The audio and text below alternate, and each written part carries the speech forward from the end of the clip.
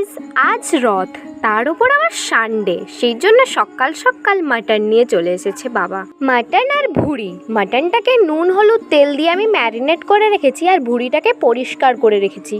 আচ্ছা তোমরা বলো তো, তোমরা কারা কারা ভুড়ি খাও? সানডে, আজকের রান্না বান্না সব মায়ের ওপর দায়িত্ব বাবা।